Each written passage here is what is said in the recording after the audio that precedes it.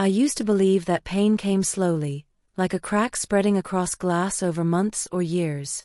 But the pain that changed my life arrived in a single second, like a lightning strike splitting a tree. My name is Emma Carter, and this is the story of the day I watched my marriage crumble right before my eyes, and how that same day nearly took my life, but also gave it back to me. It was a cold gray morning in Portland, the kind of morning where the clouds sag low enough to brush the tops of buildings and the streets shimmer with leftover rain.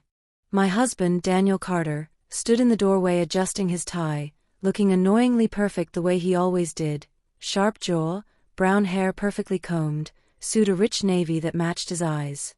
"Don't wait for me for dinner, Em," he said, kissing my forehead. "We have a late client meeting." It was the fourth time that month he'd said those words. I tried to smile. "Sure. Don't work too hard." He was already on his phone, hardly hearing me.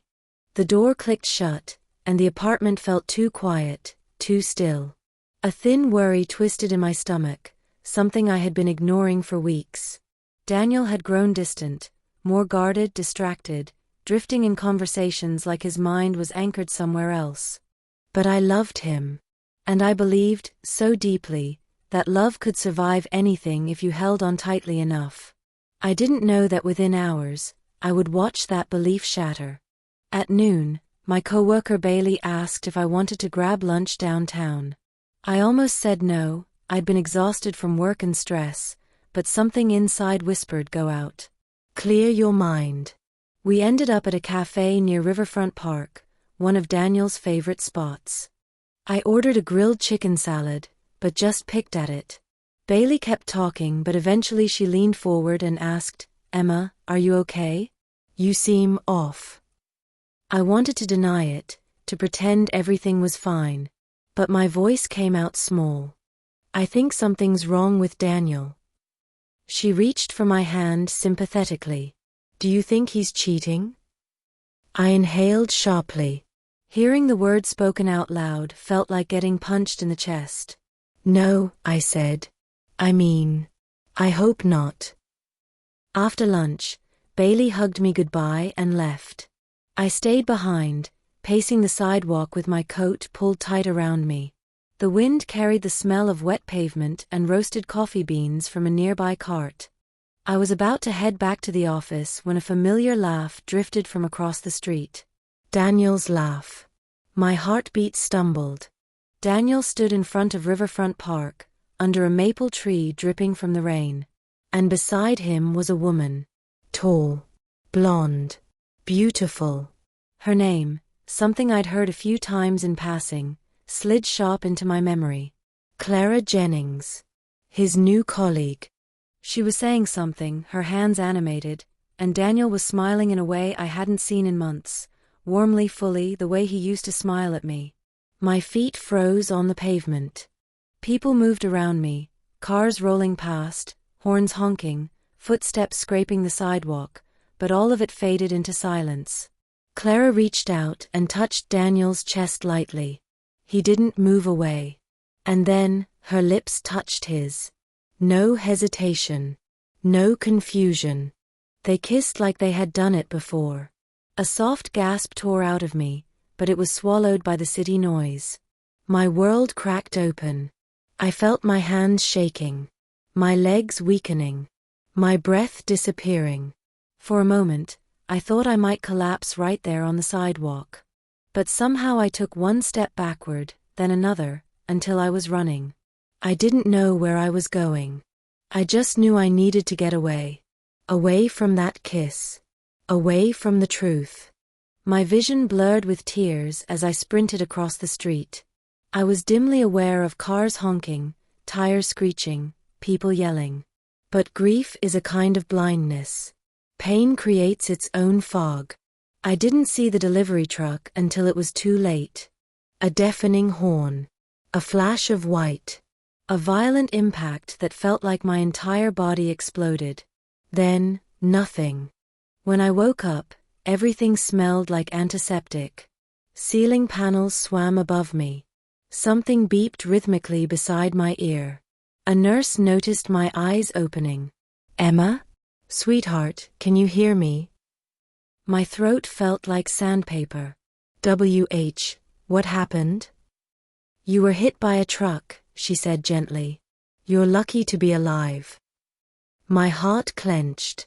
The memory of Daniel kissing Clara slammed back into my mind. The nurse continued, your husband is outside. He's been here since the ambulance brought you in.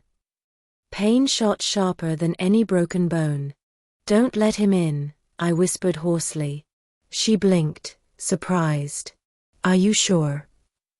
Yes. I forced the word out. I don't want to see him. Tears pricked the corners of my eyes. So he had rushed to the hospital.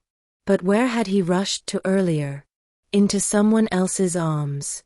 A doctor came in and explained I had a concussion, cracked ribs, and a fractured leg. I would need weeks of recovery. But the worst injury wasn't physical. It was the realization that the one person I trusted most had betrayed me. Over the next 2 days, Daniel tried everything to see me. He brought flowers, left handwritten notes, begged nurses to let him in, sat outside my door for hours.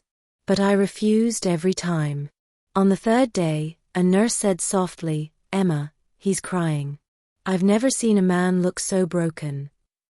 I stared at the ceiling, feeling numb. Where was that heartbreaking regret when he kissed her?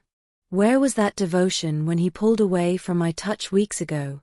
Where was that love when he walked out every night with another woman on his mind? The nurse adjusted my blanket. Do you want me to send him away? My voice cracked. Yes. I thought pushing him away would make me feel strong. Instead, I felt hollow. A hospital therapist named Dr. Maya Sanders stopped by my room on the 4th day. She was warm, calm, and had a way of sitting quietly without making the silence uncomfortable. How are you feeling emotionally? She asked gently. Tears slid down my cheeks before I could stop them. I saw my husband kissing another woman, I whispered. And then, the accident happened. Everything hurts. My body. My heart. My trust. Everything. She nodded with deep empathy. Trauma has a way of stacking itself, layer over layer, until your mind can't separate one pain from another. I exhaled shakily. I don't know how to move forward. You don't have to heal today, she said. You just have to survive today. There was something about that sentence, a soft lifeline thrown into the storm around me, that made me breathe a little easier. That same afternoon, she returned with a notebook. When you're ready, she said, write things down. Not for closure, not for forgiveness, just to let the storm exit your mind instead of circling inside. It wasn't easy, but I tried. And slowly, it helped. On the 6th day, despite my refusals, Daniel managed to step into my room while a nurse was adjusting my fore. He looked exhausted. His hair messy. His eyes red, not from just one night of crying but several. Emma, he breathed, stepping closer. I turned my face away. Get out. No, his voice cracked. Please. I need to explain. You kissed her, I spat. There's nothing left to explain. He moved to the foot of my bed, hands shaking. I am so sorry. But Emma, I swear it wasn't what you think. Anger flared through me. I literally saw your lips on hers. How is that not what I think? She kissed me, he said desperately. I didn't kiss her back. I was caught off guard, and before I could push her away. I don't want excuses. It's not an excuse. It's the truth. He swallowed hard. She told me she had feelings for me, and I told her I wasn't interested. Really? My voice rose. Because you looked happy. You looked different with her. His expression twisted with pain. I looked surprised, confused. And then, God, Emma, when I saw you running into the street. He stopped, choking on his words. You could have died, he whispered. I looked away. Maybe that would have been easier. He flinched like I'd physically hit him. After a long silence, he said quietly, "I don't expect forgiveness. I don't even expect you to stay. But I love you, Emma. I've always loved you. I will spend the rest of my life proving that if you let me." He left the room before I could reply. And suddenly, the loneliness felt heavier. I spent another week in the hospital. My body healed slowly. My heart healed slower. But the notebook helped. Talking to Dr. Maya helped. Even remembering Daniel's broken expression helped, because it told me the betrayal wasn't black and white. There was pain on both sides. When I was discharged, Daniel offered to take me home, but I refused. Instead, I stayed with Bailey. For the first few days, I could barely sleep. Every time I closed my eyes, I saw Daniel kissing Clara, or heard the truck horn. Nightmares twisted my rest into broken pieces. One night, Bailey sat at the edge of my bed and said, "Do you still love him?" The answer came out as a whisper. "Yes." "Then talk to him when you're ready," she said softly. "Not for him. For you." 2 weeks later, I finally texted Daniel. "We need to talk." He replied in seconds. We met at Waterfront Park, ironically, the same place everything had shattered. He approached slowly, as if afraid I'd disappear. "Emma." His voice trembled. "Thank you for meeting me." We sat on a bench facing the river, the sunset painting streaks of orange across the water. I inhaled deeply. "Tell me the truth. All of it." He nodded. "Clara developed feelings for me," he said quietly. "I didn't encourage it. I told her I loved my wife and that nothing would ever happen between us." "Then why were you together that day?" "She wanted to talk. She said she wanted to apologize for making things uncomfortable. I believed her." He rubbed his forehead in shame. "And then she kissed me. I was so shocked that for a second I didn't move. That's all it was. A second. But it was long enough for you to see." I closed my eyes. "Why didn't you pull away faster?" I whispered. His voice cracked. "Because I was stupid. I was overwhelmed. I never thought I was the kind of man who could hurt you, but that day I became him. And I will regret it for the rest of my life." Silence stretched between us, heavy but honest. Finally, I asked the question that had haunted me. "Did you love her?" "No." His answer was immediate. "I love you. Only you." My lip trembled. "Then why did you pull away from me?" He exhaled shakily. "Because I've been under so much pressure at work. I was drowning. And instead of talking to you, I shut down.